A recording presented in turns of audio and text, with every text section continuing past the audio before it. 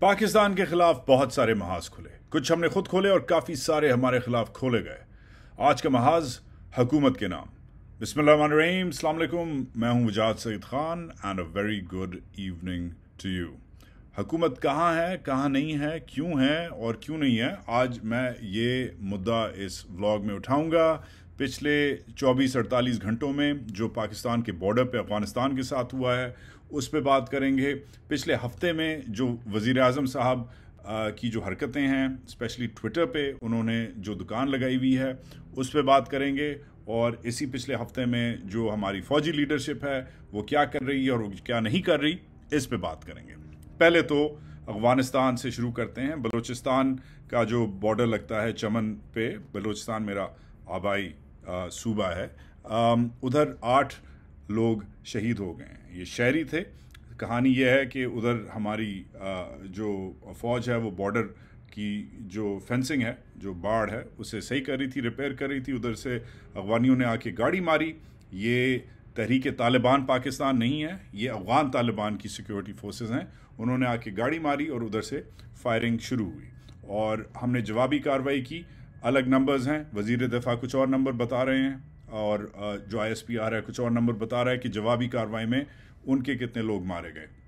मगर bottom line ये है कि आपका जो दूसरा बड़ा बॉर्डर क्रॉसिंग है अफगानिस्तान की के साथ, वो बंद हो गया और कशीदगी फिर से अफगान तालिबान के साथ एक और साइकिल शुरू हो गई। ये पहली बार नहीं है। पिछले हफ्ते हमारी अफगानिस्तान में जो काबुल एम्बेसी है उस पर अटैक हुआ। हमारे जो टॉप डिप्लोमेट हैं वो बाल बाल बचे। हमारा एक जवान इंजर हुआ। उससे पहले ये इसी बॉर्डर पे पिछले महीने भी ऐसा ही एक इंसिडेंट हुआ, हमारा एक जवान शहीद हुआ। इनफैक्ट 2021 की गर्मियों से लेकर अब तक जो बॉर्डर इंसिडेंट्स हैं, बकौल पाकिस्तानी थिंक टैंक पेप्स के 56%, 56% क्रॉस बॉर्डर अटैक्स इंक्रीज हुए हैं जब से अफगान तालिबान ने उधर कमान संभाली है और अमेरिका चला गया है। इनफैक्ट जो तहरीक तालिबान पाकिस्तान है, ज़्यादातर अटैक्स इनके हैं। अब तहरीक तालिबान पाकिस्तान को मैं अफगान तालिबान का कज़न मानता हूँ। मैं खाली नहीं मानता, वो अपने आप को भी उनका कज़न मानते हैं और वो बल्कि अफगान तालिबान के जो लीडर हैं उन पर बैत लेते हैं कि हम आपसे लॉयल हैं, हम आपके लोग हैं। तहरीक तालिबान पाकिस्तान ने पिछले महीने पाकिस्तान की रियासत के ख़िलाफ़ ऐलान जंग किया। इसके बाद उन्होंने बॉम्बिंग भी की। इससे पहले भी उन्होंने हमारे दर्जनों सिपाही इस साल शहीद किए। उनकी जो बेसिंग है, उसके जो फ्रीडम ऑफ बेसिंग है, अफगान तालिबान ने तहरीक तालिबान को दी हुई है। पाकिस्तानी जो तालिबान जिन्हें कहते हैं, फ्रीडम ऑफ बेसिंग का मतलब है इधर आप बेस बना सकते हैं। फ्रीडम ऑफ मूवमेंट दी हुई है, इसका मतलब है आप जिधर जाना चाहे जा सकते हैं, हिलजुल सकते हैं। फ्रीडम ऑफ रिक्रूटमेंट दिया हुआ है, जितने बंदे आपने इकट्ठे करने इकट्ठे कर सकते हैं। फ्रीडम टू कैरी आर्म्स दिया हुआ है, हथियार असला जो भी आपने रखना है आप रख सकते हैं। पिछले साल से मुज़ाकरात चल रहे हैं मगर कुछ नहीं हो रहा। बीच में एक बार आपने F-16 भेजे हैं, उसकी क्या पॉलिसी है? बिलावल भुट्टो के साथ मेरी क्या गप लगी थी इस बारे में कुछ हफ्ते पहले, वो खबर क्यों नहीं चली, इसके बारे में मैं आपको व्लॉग के आखिर में बताऊंगा। मगर बॉटम लाइन ये है कि ये एक बहुत अलग नौइयत का अटैक है। ज़्यादातर अटैक्स TTP वालों ने आप पे किए हैं अभी तक पिछले साल में, मगर ये जो अटैक है ये ऑफिशियल अफगानिस्तान की जो इंटरिम गवर्नमेंट जिसे हम कहते हैं, बॉर्डर सिक्योरिटी जो उनकी फोर्स है, उन्होंने की है। अब अगेन किया क्यों है कि हमारे लोग बाड़ बना रहे थे, उन्होंने आके गाड़ी मारी, उधर से लड़ाई शुरू हुई। अब उन्हें बाढ़ से क्या तकलीफ़ है? उन्हें बाढ़ से वही तकलीफ़ है कि ये बॉर्डर को हार्ड करती है। बॉर्डर से क्या तकलीफ़ है? वही तकलीफ़ है जो पिछली हर अफगान हुकूमत को बॉर्डर से तकलीफ़ रही है। 1947 से लेकर अब तक कोई अभी तक अफगान हुकूमत नहीं गुजरी, चाहे इनकी हो या चाहे किसी और की हो, जो कहे कि पाकिस्तान के साथ जो ड्यूरान लाइन, जो तकरीबन 100-125 साल पुराना बॉर्डर है, अंग्रेज़ों के ज़माने की एक लाइन है, वो उसे हम मानते हैं और वो डी फैक्टो बॉर्डर है। क्योंकि टेक्निकली ये इन्हें अनएक्सेप्टेड है, ये मैटर अनरिजॉल्व है और टेक्निकली ऑफिशियली अगर आप देखें, अगर आप बाल की खाल निकालें तो वो इस बॉर्डर को एक्सेप्ट नहीं करते। और जो बॉर्डर को किसी मुल्क को एक्सेप्ट नहीं करता, इसका मतलब है वो मुल्क को एक्सेप्ट नहीं करता। मेरी ज़ुबान में मेरा ये ख्याल है, but I will let other scholars correct me and I hope I am wrong. Anyways, अब होता यह है कि हर मुल्क जो ऐसे इलाके में है उसमें ऐसे पंगे पड़ते हैं। साथ ईरान है, कंप्लीटली अनस्टेबल कंट्री। अफगानिस्तान है, the less we say the more we know about Afghanistan, और इंडिया है जिसके साथ आपका पहले दिन से पंगा है। अब आधे पंगे आपने खुद लिए, आधे पंगे किसी और ने लिए। बॉटम लाइन ये आपका रफ नेबरहुड है। ये चीज़ें, ये कशीदगी एक्सपेक्टेड है। मगर जब कशीदगी एक्सपेक्टेड होती है तो आप क्या करते हैं? आपका क्या काम है? आपका काम है कि जो एक अदद आपकी हुकूमत है वो बैठे, उसमें एक फॉरेन पॉलिसी इस्टेब्लिशमेंट है, एक स्ट्रेटेजिक इस्टेब्लिशमेंट है, एक नेशनल सिक्योरिटी इस्टेब्लिशमेंट है, फौज है, मिनिस्ट्री ऑफ डिफेंस है, फॉरेन ऑफिस है। ये सब बैठ के बैटल जो है डैमेज कंट्रोल करते हैं, बैटल असेसमेंट करते हैं और आगे चलते हैं। मगर आपके पिछली 24 घंटों में जब 8 आपके सिविलियंस शहीद हुए हैं, और ये ऐसा इलाका है, पसमानदा इलाका है, मगरबी बलूचिस्तान है, ज़्यादातर इसे दश्त है, डेजर्ट है, हज़ारों फैमिलीज़ आधी उधर हैं बॉर्डर के, आधी इधर हैं, गांव हैं, आधा गांव उधर है, आधा गांव इधर है, गरीब बेरोज़गार लोग बेचारे ज़्यादातर हैं इधर। मगर जो जिनकी दिहाड़ी मजदूरी लगती है, कोई उधर मदरसे में पढ़ने जाता है, कोई इधर मदरसे में पढ़ने आता है, किसी की उधर दुकान है तो किसी का इधर लेबर लगा हुआ है दिन का। तो ये सालों से ये एक सॉफ्ट बॉर्डर था और इसे हार्ड करने की इसलिए कोशिश की गई क्योंकि टेररिज्म बहुत हो रहा था। बट एनीवेज, जो ये लोग हैं ज़्यादातर प्रिजूमेबली ये आम बेचारे शहरी हैं, और आम शहरी का मतलब है कि अगर पूरा पाकिस्तान का शहरी गरीब है तो ये शायद सबसे ज़्यादा गरीब तबके से ताल्लुक़ रखते हैं, वो लोग हैं। मगर 24 घंटे के बाद अभी तक उधर कोई सीनियर मिनिस्टर नहीं गया, मेरी खबरों के जो मुझे अभी तक समझ आ रही है, अभी तक कोई उधर सीनियर मिलिट्री ऑफिशियल नहीं गया। हालांकि कल परसों में ही जनरल आसिम मुनीर इसी इलाके में थे, but he हैज़न obviously bothered going. शायद उनके उसका रैंक का काम नहीं है, मगर कोर कमांडर साहब जो हैं, लास्ट आई चेक, वो उनके अभी तक इधर ट्रिप नहीं लगी। कोई बात नहीं, even though it's only the second largest border crossing with one of the world's most unstable countries, and even though 8 people have been killed, and even though this is an international incident involving someone who you've supported for the last 20 years, that's okay, we'll let it go. तो we'll let it slide, कोई बात नहीं, क्योंकि बाकी आपके पास बहुत काम है इंपॉर्टेंट जो आप कर रहे हैं। जैसे अरशद शरीफ की जो वालदा हैं उनको विजिट कर रहे हैं, और फौजियों के जो नाम हैं जो FIRओं में कटे हुए हैं कह रहे हैं कि इनको हटवा दें, but that's another whole story, we'll come back to that. Bottom line ये है जनाब कि लोग तो मरते रहते हैं, स्पेशली ब्लडी सिविलियंस मरते रहते हैं। तो 8 ब्लडी सिविलियंस मर गए तो जान दो। अच्छा, बट कुछ कार्रवाई हुई है, आपने जवाबी फायरिंग की, उसमें आप कह रहे हैं मैंने एक बंदा मारा, वजीर दफा कुछ और कह रहे हैं। आपने ट्वीट की, इसके बाद शहबाज शरीफ साहब ने ट्वीट की, कंडेम कर दिया। अच्छा जी, ज़रूरी है, कंडेम तो मेरा फेवरेट लफ्ज़ है आजकल, वो जो भी चीज़ पसंद आए कंडेम कर दो। उन्होंने एक ट्वीट कर दिया, गल हो गई। ख्वाजा आसिफ साहब पार्लियामेंट आए, पार्लियामेंट में उन्होंने कहानी सुनाई, कहानी सुना के उन्होंने कहा ये हुआ, ये हुआ, ये हुआ, ये हुआ, उसने इसको मारा, उसने उसको मारा, और फिर मैटर रिजॉल्व होगी, उन्होंने सॉरी कर दिया, केस क्लोज, फाइल बंद, डन। अब ये जो सवाल है कि आपने तो केस क्लोज कर दिया, मगर मैं इधर से केस मैं खोलता हूँ कि मुझे इजाज़त दीजिए कि ये गवर्नेंस में, इस पूरे गवर्नेंस में ये जो बक है, पूरा जो कहते हैं ना अंग्रेजी में द बक स्टॉप्स वेयर, तो बक स्टॉप्स हियर। तो बक जो है जनाब वो शहबाज शरीफ साहब पे रुकता है, और शहबाज शरीफ साहब के बारे में I am getting a little concerned. मैं शहबाज शरीफ साहब की जो इस वक्त जो ज़हनी जो हालत है उसके ऊपर थोड़ा सा मैं गौर करना चाह रहा हूँ। I have great respect for Shehbaz Sharif sahab, I think he is a brilliant administrator. Punjab में जब तक थे सॉलिड थे। मैंने ऑलरेडी आपको पहले पिछले वाले व्लॉग में बताया हुआ है, जाके प्लीज़ देखें कि मुझे डाउट्स होने लग गए हैं कि ये पाकिस्तान पंजाब नहीं है और पंजाब पाकिस्तान नहीं है, ये पाकिस्तान को कैसे संभाल रहे हैं। क्योंकि मैं पाकिस्तान में नहीं हूँ, होता तो उनके पास चक्कर लगाता, अगर ये मुझसे मिलते।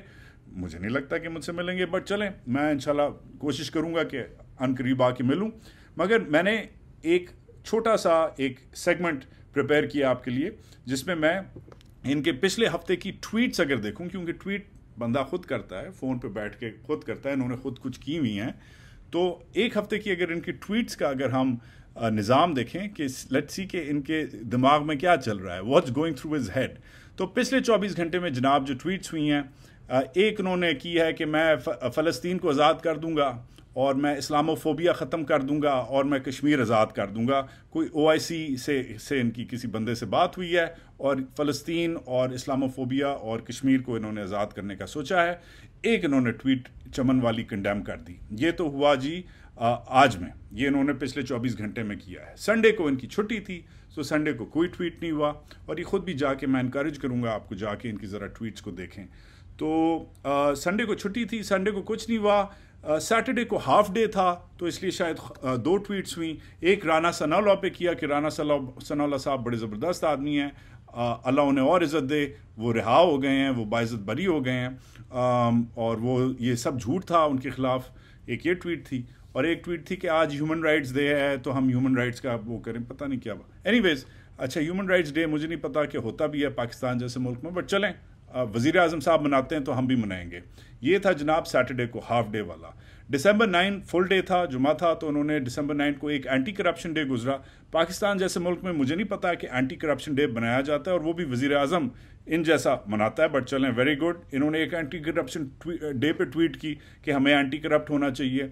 एक उन्होंने ज़काती ट्वीट की। ज़काती ट्वीट ये थी कि जी हमारे सैलाब ज़दगान, जिनके बारे में आई एम वेरी प्राउड कि अभी तक इन्हें याद हैं कि जी वो अभी तक मर रहे हैं, खप गए हैं, मर गए हैं, जो बच गए हैं, उनके लिए मैं आपसे प्लीज़ गुजारिश करता हूं कि पैसे दें। और फिर एक और ज़काती ट्वीट नंबर 2 थी, जो कोई प्राइवेट जिन्होंने कोई फंडर्स थे उनको उन्होंने थैंक यू कर दिया। अच्छा जी, फिर उससे पिछले दिन 8 दिसंबर को उन्होंने 3 ट्वीटें की। एक तो उन्होंने एक फजूल एक थर्ड क्लास इदारा है जिसका नाम है सार्क चार्टर डे, जिस आज तक मैंने नहीं सुना कि सार्क चार्टर डे क्या होता है, बट सार्क बंद हुआ हुआ है, पिछले 5-6 साल से बंद हुआ हुआ है, क्योंकि सार्क का सबसे बड़ा इंपॉर्टेंट मेंबर हिंदुस्तान है, उससे आपकी बनती नहीं है। लास्ट टाइम आपने उनके साथ मीटिंग करने की कोशिश की थी, उन्होंने मीटिंग ही बंद कर दी। वो दिन है, आज का दिन है सार्क बंद, सार्क की दुकान बंद। आपने एक फजूल ट्वीट सार्क पे की, उसके बाद आपने 2 ट्वीटें की। एक अपने आप पे क्योंकि डेली मेल ने आपको सॉरी कह दिया, आपके ऊपर जो खबर छपी थी, और बाय द वे बिल्कुल गलत छपी थी, और अच्छा हुआ कि आपने किया। एक बार ट्वीट किया हुए कि मुझे जी मैं बाइज्जत बरी हो गया हूँ, डेली मेल ने मेरे साथ ज्यादती की, और वो बकवास चार्जेस थे, और फिर उसी को रीट्वीट किया, और एक और me myself and I tweet की।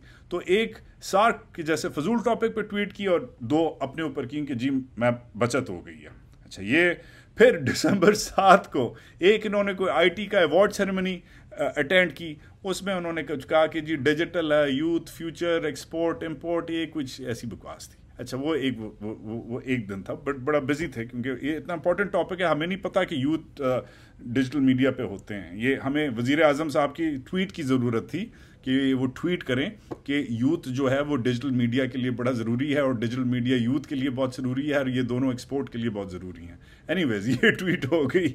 दिसंबर 6 को ये मूड में आए हुए थे, बहुत मूड में आए हुए थे। 1 नहीं, 2 नहीं, 3 नहीं, 4 नहीं, 5 ट्वीटें की।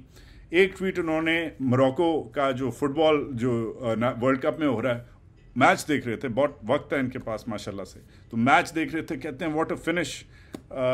इस पे एक ज़बरदस्त इंसान है जो भी है, उसको मैंने रीट्वीट किया, उसने कहा yes sir but Pakistan is also finished. Anyways, तो मोरक्को पे ट्वीट की फुटबॉल देख के।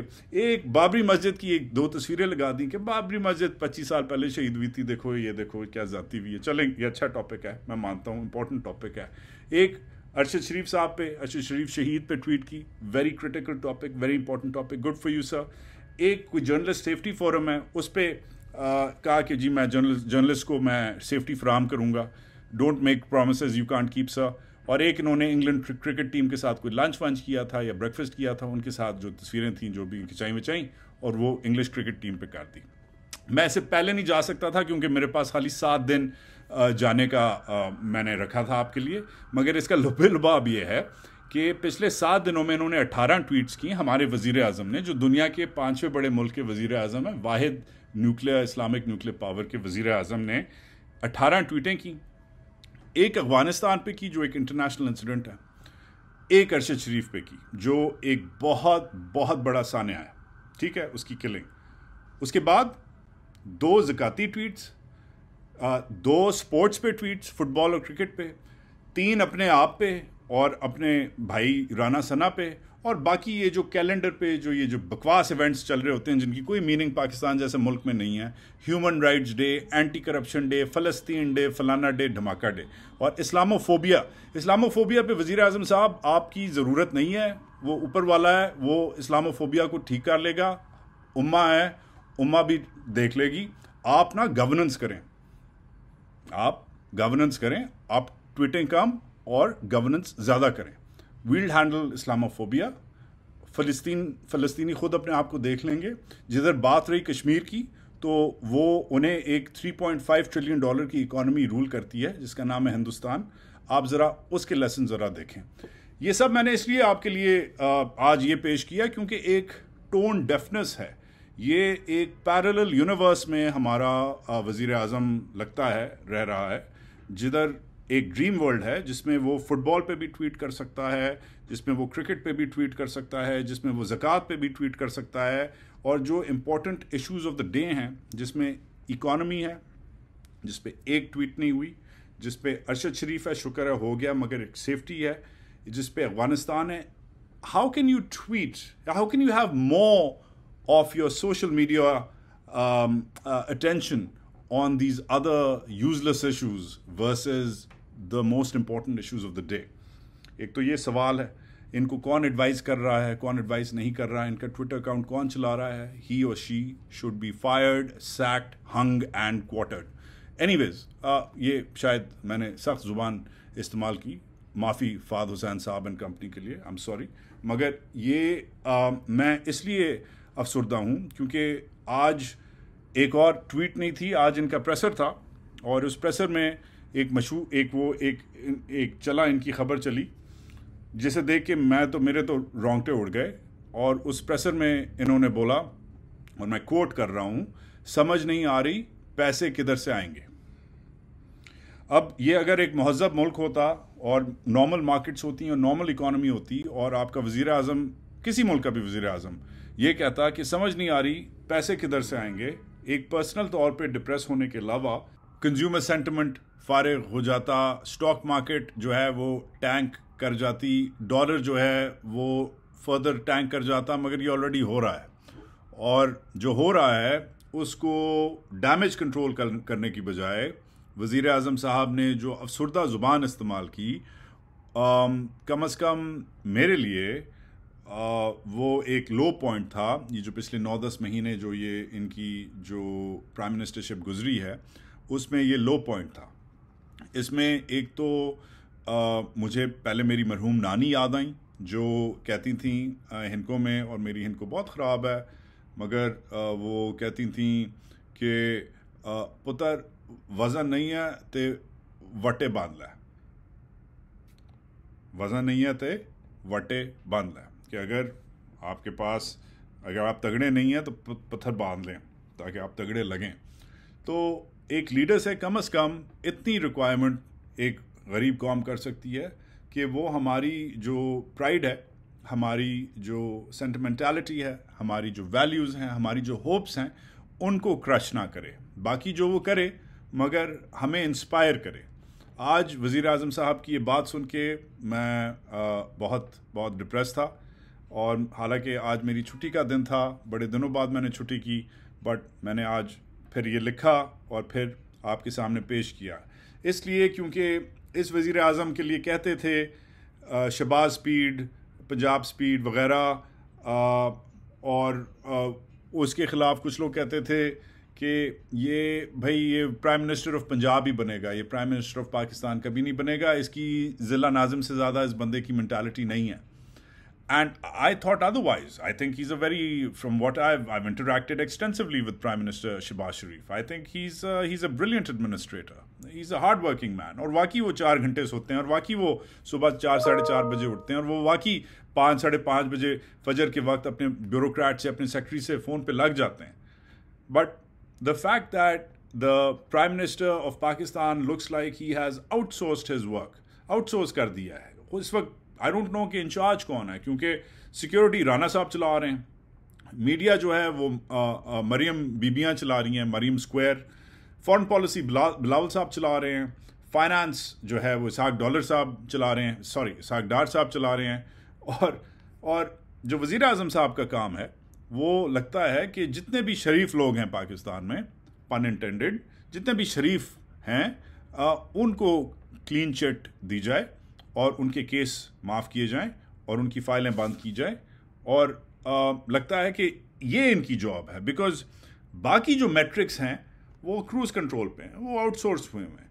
और ये जो है, क्योंकि इस पूरे अगर हफ्ते में देखें तो हमारे वज़ीर आज़म ने इकॉनमी पे एक ट्वीट नहीं की, एक नहीं की।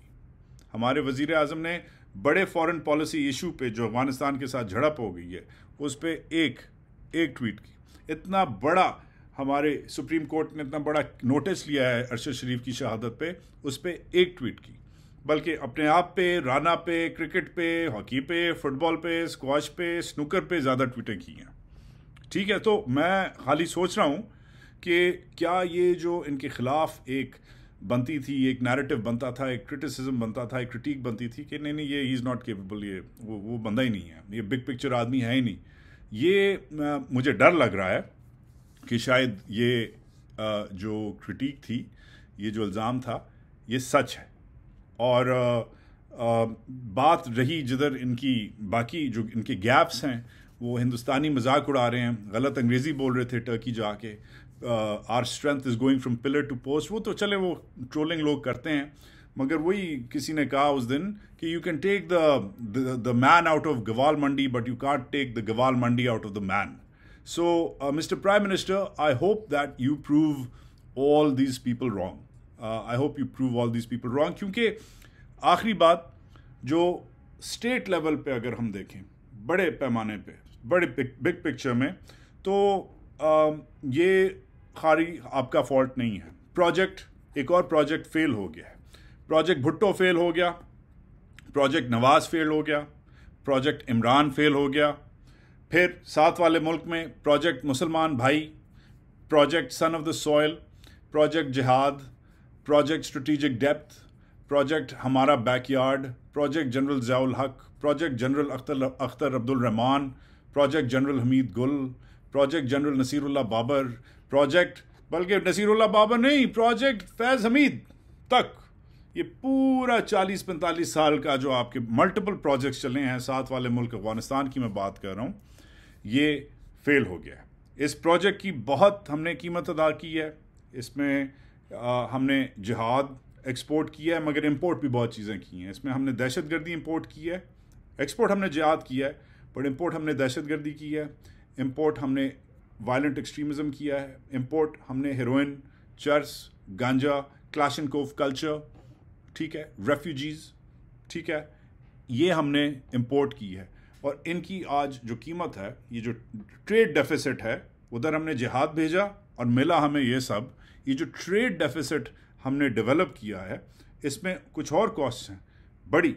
इसमें अमेरिका जैसी वाइटल सुपर पावर के साथ पिछले 20 साल अमेरिकियों से दोगलापन करके, झूठ बोल के, उधर उनके डॉलर्स लेके और इधर अपना मर्जी करके, आज वो हमसे मिफ्ट हैं। आज उन्होंने हमें राइट ऑफ कर दिया है, और जो साथ वाला मुल्क है जो दूसरी तरफ है हिंदुस्तान, उसे अपना स्ट्रेटेजिक पार्टनर बना लिया है। और ओवरऑल जो आपने ये दुकानें खोली, खिड़कियां खोली, दरवाजे खोले, बल्कि मुल्क खोला, बॉर्डर खोला पूरी दुनिया के टेररिस्ट के लिए, उसमें उसामा बिन लादेन भी इधर आया, बाकी लोग भी इधर आए। वो जो इंटरनेशनल जो आपने अपनी रेपुटेशन को पिछले 20, 25, 30 साल में डैमेज किया है, ये सब पॉलिसीज़ फेल हुई हैं। मगर वज़ीर आज़म साहब, ये सब आपका फॉल्ट नहीं है, इस हमाम में सब नंगे हैं, और मैं खाली कोशिश करूँगा कि एक पॉजिटिव नोट पे एंड करूँ, और वो पॉजिटिव नोट इस वक्त पॉजिटिविटी खाली रियलिटी ही है।